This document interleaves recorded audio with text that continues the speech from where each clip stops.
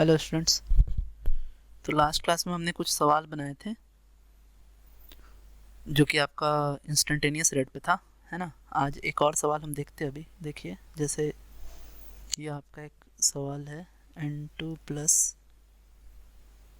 3H2 gives, है ना, 2NH3। फिर हमने इसके स्टोइकियोमेट्रिक कोफिशिएंट को चेंज कर दिया है ना, NH3, and now 2N2 plus 6H2 gives 4NH3, है ना। तो कह रहा है कि if dN2 concentration upon dt, है ना, is equals to कितना 1.5 into 10 to the power -3 ms inverse, ये 3 लिखा है मैंने, है ना। तो रेट कैलकुलेट करिए, है ना। सो देन कैलकुलेट द, है ना, DH2 कंसंट्रेशन अपॉन dt। अब देखिए, हम चाहे इक्वेशन 1 यूज़ करें, 2 यूज़ करें या 3 यूज़ करें, है ना, हर बार हमें क्या मिलेगा, हमें मिलेगा dN2 अपॉन dt, है ना, is equals to -1/3 DH2 concentration upon dt। हर बार हमें तीनों इक्वेशन को यूज़ करने के बाद हमें यही मिलने वाला है। तो हमें मालूम है क्या कि DH2 concentration upon dt is equals to 3 into minus dN2, ये मतलब इससे ही आया है ना, upon dt is equals to 3 into 1.5 into 10 to the power -3, that is 4.5 into 10 to power -3 ms inverse. तो यहाँ से हमें पता क्या चला, हमने क्या देखा यहाँ से कि हमने देखा, मैं लिख देता हूँ कि रेट ऑफ अ पर्टिकुलर, है ना, so rate of a particular species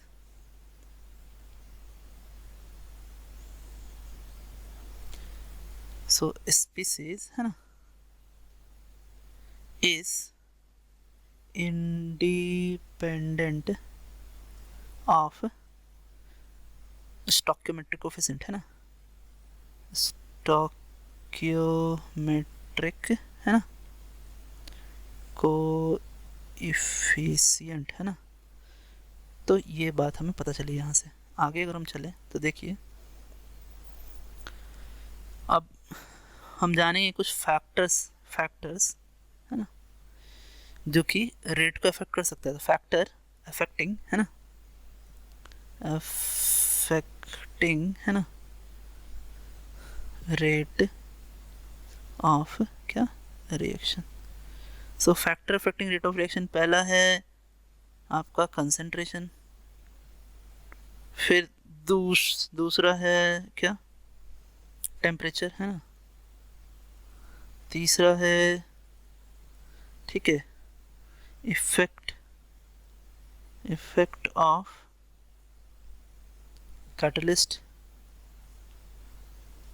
फिर आगे जो है और भी हैं, जैसे प्रेशर, अगर गैसियस रिएक्शन है तो सो प्रेशर, है ना। कभी कभी ऐसे तो हमें पढ़ना है सिर्फ यही, देखिए हमें जो हमारे सिलेबस में पढ़ना है कौन कौन से फैक्टर रेट को इफेक्ट करते हैं, कंसंट्रेशन पढ़ना है, टेम्परेचर पढ़ना है, इफेक्ट ऑफ कैटलिस्ट पढ़ना है ना। और भी फैक्टर्स हैं, आप जान के रखिए, लेकिन ये हमारे सिलेबस में नहीं है, जानिए कि किन किन चीज़ों पे, है ना। सो रेडिएशंस, है ना, देन नेचर ऑफ, है ना, नेचर ऑफ रिएक्टेंट, है ना, रिएक्टेंट एंड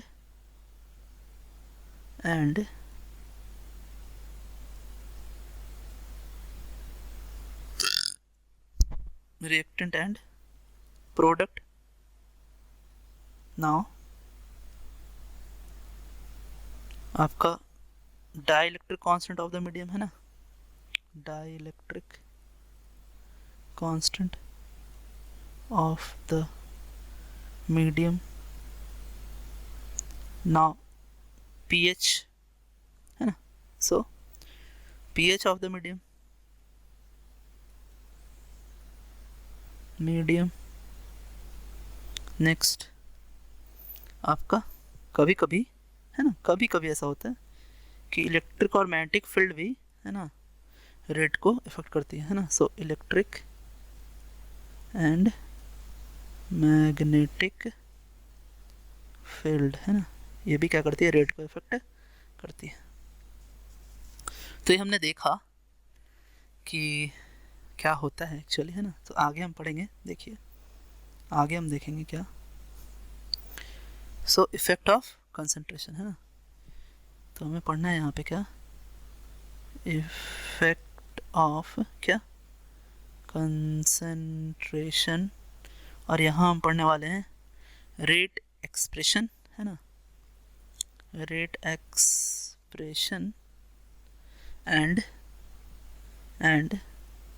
रेट कांस्टेंट हम पढ़ेंगे यहाँ पे है ना। तो होता क्या है, तो इन्होंने एक्चुअली क्या होता है कि आपने अगर केमिकल इक्विलिब्रियम पढ़ा है तो वहाँ पर एक लॉ है जिसको हम बोलते हैं लॉ ऑफ मास एक्शन है ना। तो लॉ ऑफ मास एक्शन के हिसाब से होता यह है कि किसी भी रिएक्शन का जो रेट होता है वो रेट डिपेंड करता है एक्टिव मासेस ऑफ रिएक्टेंट पे डिपेंड करता है ना। तो ये एक्टिव मास कैसे आता है ना, ये क्या होता है, ये उस समय आपको नहीं बताया जाता है ना कि एक्चुअली एक्टिव मास होता क्या है, कैसे आता है। ये एक्टिव मास जो होता है वो एक्सपेरिमेंटल क्वांटिटी होती है और ये कंसंट्रेशन के पावर समथिंग होता है, मतलब रिएक्टेंट के कंसंट्रेशन के पावर समथिंग होता है। तो हम कह सकते हैं क्या कि द रेट ऑफ है ना, यहाँ मैं लिख देता हूँ आपको यही बात है ना, द रेट ऑफ है ना रिएक्शन ओके इज प्रोपोर्शनल है ना टू द प्रोडक्ट ऑफ है ना concentrations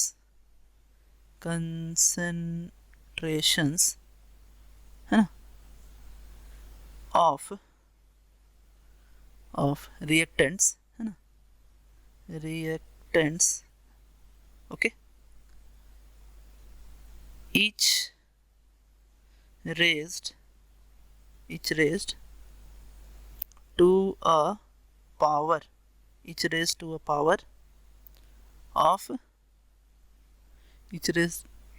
of the reactant है ना, reactant है ना in the chemical रिएक्शन है ना। यानी अगर हम एक हाइपोथेटिकल ऐसा रिएक्शन ले जहाँ पे इस तरीके का आपका एक रिएक्शन हो रहा है ना, सो इस रिएक्शन में देखिए ए और बी दोनों ही आपके क्या हैं, रिएक्टेंट हैं। तो जो रेट होगा वो क्या होगा, प्रोपोर्शनल होगा concentration of A to the power X and B to the power Y okay. अब जब हम ये प्रोपोर्शनलिटी साइन हटाएंगे तो एक कांस्टेंट आएगा है ना, और इस इक्वेशन में इसे हमने क्या माना, इक्वेशन 1 मान लिया है ना। सो इस इक्वेशन में बात क्या है अब कि हमने एक क्वांटिटी माना n, n is equal to X plus Y, इसे हम बोलते हैं ऑर्डर ऑफ रिएक्शन, ओके। और k जो है उसको बोलते हैं रेट कांस्टेंट, और स्पेसिफिक है ना, स्पेसिफिक रेट कांस्टेंट भी बोलते हैं, है ना, वेलोसिटी कांस्टेंट भी बोलते हैं इसे, है ना। तो ये आपका था, है ना। तो ये जो x और y है, सो x एंड y नोट, है ना, x and y may or may not be equal to the stoichiometric coefficients, है ना, used in balanced, है ना, used in balanced equation, okay. So ये जो x और y की जो वैल्यूज़ हैं ये एक्सपेरिमेंटल क्वांटिटी होता है ना, इसको हम ऐसे फाइंड आउट नहीं करते, क्या होता है एक्सपेरिमेंटल, क्या होता है क्वांटिटी होता है ये आपका। सो हमने देखा कि यहाँ पर किस तरीके से आपका, है ना, रेट इक्वेशन, इसे हम क्या बोलते हैं, इसे ही हम बोलते हैं रेट इक्वेशन, इसे हम बोलते हैं क्या, ये इक्वेशन 1 को हम बोलते हैं क्या, रेट एक्सप्रेशन, इसे हम बोलते हैं।